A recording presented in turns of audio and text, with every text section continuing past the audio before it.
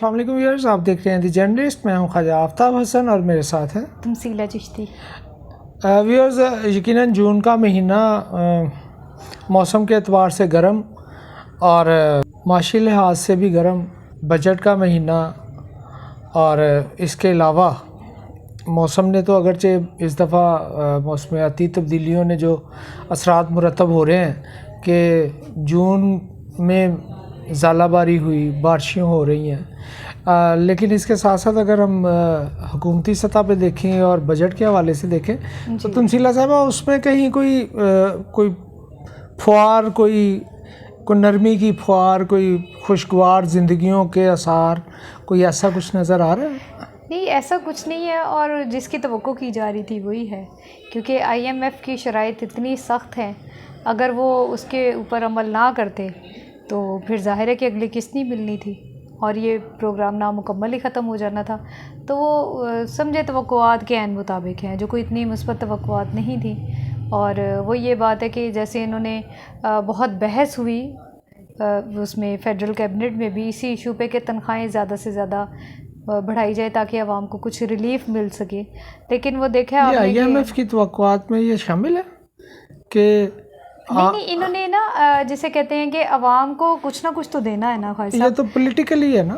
اس سال الیکشن شاید ہیں، شاید میں اس لیے کہہ رہی ہوں کہ زیادہ امکان یہ ہے کہ اس سال الیکشن نہیں ہوں گے. درست. اور یہ غالب امکان ہے، بلکہ اب تو یہ کہنا چاہیے کہ قوی امکان ہے کہ الیکشن نہیں ہوں گے. تو اگر ان کے اوپر تھوڑا سا یہ عوامی دباؤ ریلیز کرنے میں کامیاب ہو گئے، یا ان کا اس بات پہ جو حکومت ہے اس بات پہ کنسنسس ہو گیا کہ یہ مل کے الیکشن لڑیں گے، اور جہانگیر ترین کا جو گروپ ہے وہ بھی ان کا ساتھ دے گا، اس صورت میں الیکشن اکتوبر میں ہونے کا امکان ہے. ادروائز ایسا نہیں. تو بات کیونکہ بجٹ کی ہو رہی تھی، تو بجٹ میں انہوں نے جو تنخواہوں میں اضافہ کیا ہے سرکاری ملازمین کی تنخواہوں میں، وہ کیا ہے 30 سے لے کے 35% تک. وہ تو ظاہر ہے سبھی جانتے ہیں گریڈ وائز. اور وہ منیمم جو سیلری ہے وہ 32,000 کی ہے. اب جتنی مہنگائی ہے اس میں 32,000 بھی سیلری کچھ نہیں، اور آپ بھی جانتے ہیں کہ یہ ملے گی بھی نہیں. تمثیلہ صاحب، آپ کو کیا لگتا ہے کہ یہ جو بجٹ ہے ہمیشہ کی طرح اشرافیہ کے لیے سود مند ہوگا، یا کچھ عام آدمی کی بھی زندگی میں کوئی بہتری آ سکتی ہے؟ نہیں، عام آدمی کی زندگی میں تو بہتری لانے کا کبھی کسی نے سوچا ہی نہیں ہے.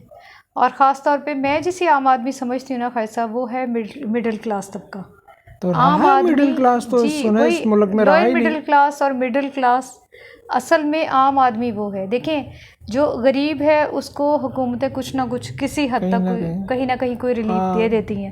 جیسے آپ چاہے وہ لائن سپورٹ ہے یا جو بھی ہے، چاہے وہ لائنوں میں لگا کے دیں، لیکن یہ کہ وہ ان کی عزت نفس مجروح کر کے دیں، لیکن یہ کہ تھوڑا بہت وہ کر لیتے ہیں. لیکن جو مڈل کلاس طبقہ ہے یا جو تنخواہ دار طبقہ ہے، اس کا یہ ہے کہ اس نے اپنے بچوں کو بھی اچھا پڑھانا ہے، اس نے اپنے بچوں کو کوشش کر کے نسبتاً بہتر خوراک بھی دینی ہے، اور اس نے اپنا یعنی کہ گھر بھی کسی نہ کسی طریقے سے کا بھرم رکھنا ہے. لیکن یہ کہ وہ طبقہ تو اب کہیں رہا ہی نہیں، اور وہ اس کی ذمہ دار صرف یہ ایک حکومت نہیں ہے، ہر حکومت ہے، جس نے کبھی آج تک کسی حکومت نے اس طبقے کا سوچا ہی نہیں. آپ یہ دیکھیں کہ جو امیر طبقہ ہے یا جو تاجر طبقہ ہے ان کو ہر حال میں ریلیف مل جاتا ہے، اور اس کے باوجود وہ روتا ہے. اس کا یہی ہوتا ہے کہ ہمیں کچھ نہیں ملا، ہمیں زیادہ سے زیادہ مراد دی جائے. اور آپ یہ دیکھیں کہ تاجر طبقہ کہاں کہاں سے فائدہ نہیں اٹھا رہا. کہاں سے نہیں اٹھا رہا؟ ہر جگہ سے فائدہ اٹھا رہا ہے. اچھا. وہ SROs کی صورت میں ہو، چاہے وہ یہ کہ ڈفرینٹ، جیسے کسی کو بجلی سستی دی جا رہی ہے، کسی کو کسی یعنی کہ سیکٹر میں یا کسی طریقے سے اندر کھاتے ہی چاہے ریلیف مل رہا ہے، اسے ریلیف دیا جا رہا ہے. لیکن غریب مڈل کلاس کے لیے کچھ نہیں. بینک سے پیسے نکلوانے پہ بھی انہوں نے ود ہولڈنگ ٹیکس لگ گیا میرا خیال، نان فائلرز کے لیے. تو فائلرز تو اس ملک میں بڑی محدود تعداد ہے، اور بہت بڑا طبقہ ہے جن کا کوئی بہت زیادہ آمدن بھی نہیں ہے اور بینکوں میں اکاؤنٹ بھی ہیں. تو وہ یا جن کے بچے اوورسیز میں ہیں اور وہ تھوڑا سا پیسے بھیجتے ہیں اپنے گھر والوں کے لیے، تو اگر وہ فائلر نہیں ہے، یا ایک جو بوڑھے والدین ہیں اگر وہ فائلر نہیں ہیں اور ان کی اولاد باہر سے پیسے بھجواتی ہے، صحیح. اور ان کا ذریعہ آمدن وہی ہے تو وہ کیا کریں گے؟ نہیں وہی نا، کسی کے لیے اصل میں پالیسیاں نہیں بنائی گئی بھائی صاحب.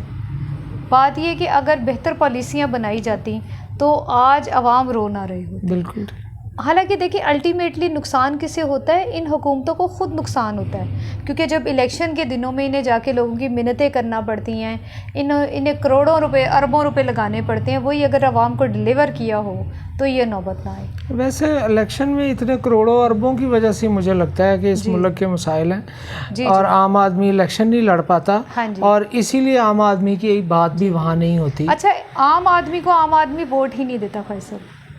آپ آج الیکشن لڑیں، آپ یقین کریں آپ ہاریں گے. نہیں وہ تو اس وجہ سے ہے کیونکہ اس میں وہ ایک کلچر شامل ہو گیا، باقاعدہ اس کا حصہ بن گیا کہ آپ نے پیسے لے کے ووٹ دینے ہیں، آپ نے اپنی چھوٹی چھوٹی ضرورتیں پوری کر کے ووٹ دینے ہیں. باقاعدہ ووٹوں کی خرید و فروخت ہوتی ہے، اور یہ عام لوگ ہی ہوتے ہیں، ظاہر ہے. جی کسی کا بل دے دیا. بالکل. آپ یہ دیکھیں نا کہ جب وہ امیدوار نکلتے ہیں حلقوں میں تو وہ اپنی جیبیں بھر کے نکلتے ہیں. اچھا، یہ جو بجٹ ہے، یہ جو برسر اقتدار پارٹیاں ہیں، کیا اگر الیکشن ہوتا ہے تو کیا یہ بجٹ ان کے امیدواروں کو کہیں فائدہ دے گا؟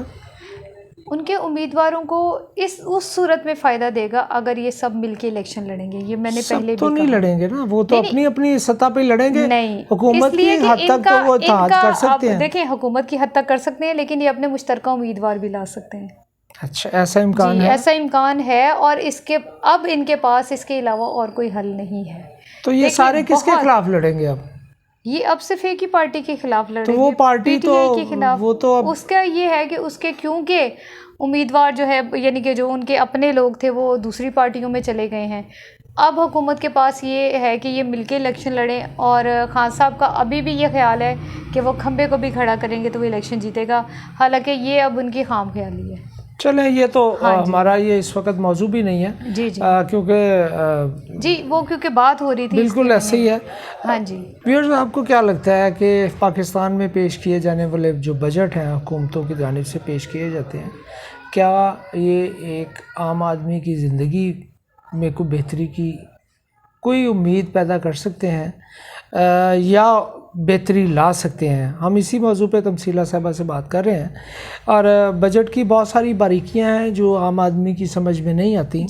بہت ساری ایسی ٹیکنیکس ہیں، اور ماشاءاللہ جس طرح اسحاق ڈار صاحب جس طرح ماہر ہیں ان ٹیکنیکس کو استعمال کرنے میں، اور جیسے ان پہ الزام لگا کہ وہ مصنوعی طور پہ بہت کچھ کرنے کے میں کمال حاصل ہے ان کو، تو کہیں ایسا تو نہیں کہ اب بھی جو صورتحال ہوگی وہ مصنوعی ہوگی؟ مصنوعی اس کو نا کسی حد تک کہا جا سکتا ہے، کیونکہ انہوں نے جو رکھا ہے، دیکھیں 14 کھرب سے زیادہ کا بجٹ ہے، بہت بڑا بجٹ ہے، اور اس میں انہوں نے جو ترقیاتی منصوبوں کے لیے جو رقم رکھی ہے وہ تاریخ کا سب سے بڑا وہ بھی بجٹ ہے، یعنی کہ ایلوکیشن ہے، یعنی 1150 ارب کا جو ہے وہ ایلوکیٹ کیا ہے منصوبوں کے لیے رکھے گئے، مختص ہوا ہے. لیکن سوال یہ ہے کہ 900 ارب کی ان کا جو کیلکولیشن ہے وہ یہ کہ اتنے ٹیکس ملیں گے. اب سوال یہ ہے کہ اتنی بھاری اماؤنٹ کہاں سے آئے گی، وہ بھی اس صورت میں جب دسمبر میں آپ نے بہت ساری بیرونی ادائیگیاں کرنی ہیں، بے پناہ، اس لیے کہ یہ جون کے مڈ تک انہوں نے اربوں ڈالر کی ادائیگیاں کرنی ہیں. کیا یہ وہ ادائیگیاں کریں گے؟ وہ ٹھیک ہے کہ اگلے سال تک کا بجٹ ہے یہ جون 2024 تک کا، لیکن یہ پیسے آئیں گے کہاں پہ؟ کیونکہ جو ہمارا FBR ہے، جو ہمارا ٹیکس کلیکشن کا ادارہ ہے، اس نے تو آج تک کبھی کوئی ہدف پورا کیا ہی نہیں، ہمیشہ وہ پیچھے رہتا ہے. یہ ضرور کرتے ہیں کہ وہ اپنا ہدف پیچھے لے جاتے ہیں مزید، اور اس کے بعد یہ شور مچا دیتے ہیں کہ جی ہم نے ٹارگٹ اچیو کر لیا. اور یہ ساری ڈرامے بازی ہیں نا، یہ مصنوعی چیزیں ہیں، اور انہی کی وجہ سے ساری خرابیاں ہوتی ہیں. اور ایک اور بات کہ ان کو یہ پتہ ہے کہ اگر اکتوبر میں الیکشن ہوئے، جو نئی گورنمنٹ آئے گی وہ نئے سرے سے دوبارہ بجٹ دے گی. آپ کو یاد ہوگا کہ اس حکومت نے اسی سال کے شروع میں بھی منی بجٹ دیا. تو یہ اپنے بہت سارے اہداف، یعنی عوام پہ جو بوجھ ڈالنا تھا یہ آلریڈی ڈال چکے ہوئے ہیں. اب اگر یہ کہہ رہے ہیں کہ ہم نے نیا بوجھ نہیں ڈالا یا ہم نے عوام کو پریشان نہیں کیا، وہ آلریڈی کر چکے ہیں. اچھا، میں جاتے جاتے ایک اور سوال، ظاہر ہے لوگ جاننا چاہتے ہیں کہ آئی ایم ایف جو قرض دیتا ہے جی اس کے حوالے سے بہت سارے خدشات ہیں، تحفظات ہیں کہ وہ جی پراپر استعمال نہیں ہوتے آئی ایم ایف کے ادارے کی سطح پہ بھی، جی جی کہ ان کا یہ لگتا ہے بجٹ تیار کرنے کے حوالے سے بھی وہ گائیڈ لائن آتی ہے وہاں سے، جی تو نہیں لگتا کہ آئی ایم ایف بھی اس کی سوچ بھی اس ملک کے جو اشرافیہ ہے یا جو سیاستدان ہیں جی جن کے نزدیک مڈل کلاس کی، لوئر مڈل کلاس کی، غریب آدمی کی کوئی حیثیت نہیں ہے، جی تو آئی ایم ایف بھی ایسا نہیں لگتا کہ وہ بھی انہی کی سوچ کے مطابق چلتا ہے کہ بھئی یہ تو خود چاہتے ہیں کہ غربت کی بجائے غریب ختم ہو جائے، تو ان کو تھوڑا سا سپورٹ کر دیتے ہیں کہ چلیں آپ اس طرح کر لیں؟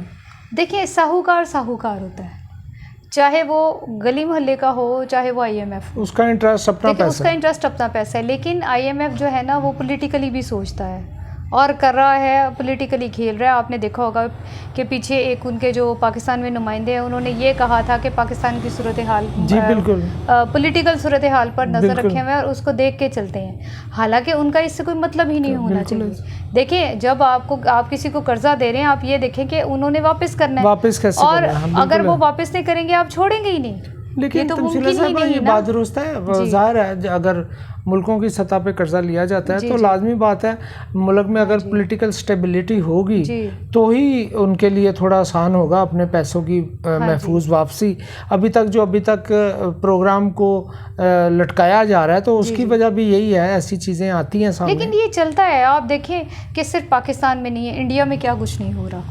کبھی آپ نے دیکھا نہیں کہ راہل گاندھی کو بھی گرفتار کیا گیا، دوسری چیزیں ہوتی ہیں، لیکن یہ کہ ان کی طرح پولیٹیکل اپروچ، کیونکہ وہ بہت یعنی سیزنڈ لوگ ہیں، وہ سمجھتے ہیں کہ معاملات کو کس طرح چلانا ہے، چاہے وہ راہل گاندھی ہو یا نریندر مودی۔ وہاں پہ جو کچھ ہو رہا ہے وہ بھی ایک ریکارڈ ہے، جو وہاں پہ مسلمانوں کے ساتھ ہو رہا ہے، اقلیتوں کے ساتھ ہو رہا ہے، اس پہ کسی کی نظر نہیں ہے، اس کو سارے قرضہ دینے کو تیار ہوتے ہیں۔ اس کی وجہ یہ کہ انہوں نے خود کو سٹیبل کیا، وہاں پہ وہ سب کچھ نہیں ہے۔ اس پہ پھر کبھی بہت بات بڑی کریں مارکیٹ گے ہے، کہ اس وہ کے ظاہر مارکیٹ بھی بہت بہت بڑی ہے، ویسے بھی وہاں پہ جاگیرداری نظام اور سرداری نظام نہیں ہے، سرداری نظام نہیں ہے یہاں، یہ بھی اور اس اس قسم طرح کے کے بہت کئی سے سارے مسائل ہیں۔ ہاں جی ویئرز ایک امید ہے جو بینگ اے مسلم ہم اس کو اپنا خود سے جدا نہیں کر سکتے، ادروائز حکومتوں سے امید رکھنا لگتا ہے آپ کو تمثیلہ صاحبہ کہ، اور خاص طور پہ ایسی حکومت جو اتحادی ہو اور جو ماضی میں ایک دوسرے کے سنگین سیاسی دشمن ہو، اور ان سے توقع رکھی جا سکتی ہے کہ وہ ملک کو بحران سے نکالیں گے، اور جن کی وجہ سے آج اس بحران میں ہے وہ بھی ذمہ دار ہیں؟ جی بالکل، وہ ذمہ دار ہیں تو یہاں تک پہنچے۔ دیکھیں پاکستان کو بنے 70 سال سے زیادہ عرصہ گزر گیا، اگر اب تک آپ مسائل نہیں حل کر پائے اس کا مطلب کہ سیاستدان ذمہ دار ہیں۔ یہ ہر دفعہ یہ بہانہ بنا دینا کہ فوج رہی اقتدار میں، فوج نے زیادہ عرصہ حکومت کی، نو ڈاؤٹ یہ ٹھیک باتیں ہیں، لیکن کیا کبھی فوج نے انہیں روکا کہ بلدیاتی نظام بنائے؟ کیا کبھی فوج نے انہیں روکا؟ فوج آئی ہے تو بلدیاتی سسٹم بھی دونوں دفعہ ضیاء صاحب نے بھی کیا، مشرف صاحب نے بھی کیا، بالکل یہ تو خود نہیں چاہتے، مشرف نے کیا۔ اور دوسری بات یہ کہ یہ ہر وقت روتے رہتے ہیں کہ جی دفاعی بجٹ میں بہت زیادہ کچھ چلا جاتا ہے، دفاعی بجٹ میں جاتا ہے نو ڈاؤٹ، تو جو باقی بچتا ہے اس کا آپ صحیح طرح استعمال کیوں نہیں کرتے؟ ترقیاتی بجٹ آپ کون سا کو کبھی پراپر فوج نے روکا کہ آپ صحت پہ نہ لگائیں؟ فوج نے روکا کہ آپ ایجوکیشن پہ نہ لگائیں؟ فوج نے روکا کہ آپ اپنے ورکرز کو اسکلڈ نہ کریں، اپنے ہنرمند نہ پیدا کریں؟ فوج نے تو نہیں روکا نا۔ جو اس بالکل کا مطلب آپ اپنی ہر خامی فوج پہ اور دوسرا یہ کہ سابق حکمرانوں پہ جب یہ کھیل کھیلتے رہیں گے تو کتنی دیر تک چلے گا؟ اب تو سارے ہی بے نقاب ہو چکے ہیں۔ ویئرز بات پھر وہیں آتی ہے کہ نقاب بھی اتر چکے ہیں، اور اس توقع کے ساتھ کہ پاکستان کے آنے والے دن اچھے ہوں، معاشی طور پہ ہم مضبوط ہوں، اور عام آدمی کی زندگی میں حالات کار میں بہتری آئے، ہم امید کرتے ہیں آپ کو ہمارا یہ ایپیسوڈ پسند آیا ہوگا۔ ہمیں اپنی تجاویز سے ضرور آگاہ کیجیے گا۔ اللہ نگہبان۔